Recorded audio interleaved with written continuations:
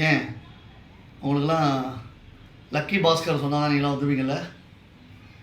இல்லை, இந்த ஸ்லோகம் நான் சொன்னால் நீங்கள் ஒத்துக்க மாட்டீங்க. லக்கி பாஸ்கர் தான் உங்களுக்கு இப்போ ட்ரெண்டிங்கில் இருக்குல்ல. ஒருத்தனுக்கு அவன் ஒய்ஃபு அதே மாதிரி ஒரு மூடில் அவனுக்கு ஏற்ற மாதிரி அந்த ஒய்ஃப் கிடைக்கணும். அப்புறம் வந்து ஃப்ரெண்டு கிடைக்கணும் முக்கியமாக. அப்புறம் அப்பா அம்மா இல்லைன்னா பிள்ளை இல்லை அவன் கிடைச்சாதான் லக்கி பாஸ்கர்னு சொல்லல. எங்கள் ஒடப்பாக சுவாமி ஒரு ஸ்லோகம் சாய்ப்பார், பர்திருஹரி ஸ்லோகம் இது. இதான் ஒரிஜினல் லக்கி பாஸ்கர். தெரியுமா உங்களுக்கு? ப்ரீணாதி யத் சுச்சரிதைஹி பிதரம் ச புத்ரா. சந்தியாகாரம் வந்துட்டு சரி இந்த ஸ்லோகம் சொல்லி பிடிச்சிடுறேன்.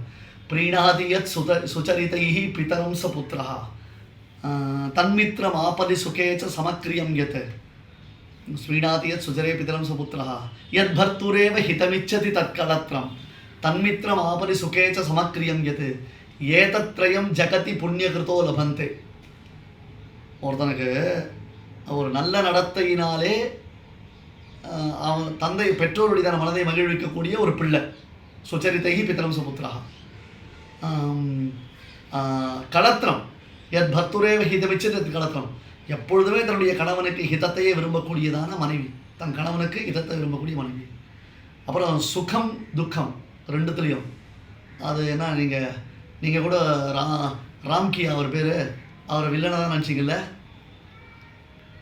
சுவாமி உட்காந்து பார்த்தாலும் சினிமா பார்த்துருக்கான்னு நினச்சிருக்கியா? நிச்சயமாக எனக்கு டைம் இல்லை, கட்டாயம் இல்லை. ஏதோ ஒன்று ரெண்டு அங்கே சிந்திலிருந்து செதறிடுதை பார்த்து தான் நான் சொல்கிறேன். அவரை நீங்கள் வில்லனாக தான் நீங்கள் ஃபீல் பண்ணீங்க. ஆனால் கடைசியில் அவர் எவ்வளோ நியாயமானவர் நல்லவர் அப்படின்னு சொல்லிட்டீங்க இல்லையா?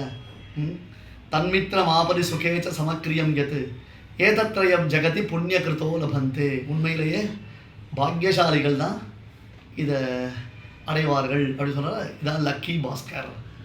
ஓகேவா? ஒத்துப்பியா? ஒத்துக்கலாமா? இதை ஒத்துக்காடனே எனக்கு தான் வந்தது. ஒரு நல்ல சுபாஷித ஸ்லோகம் கேட்ட சந்தோஷம் தான் போகிறோம் உங்களுக்குலாம். அவ்வளோதான்.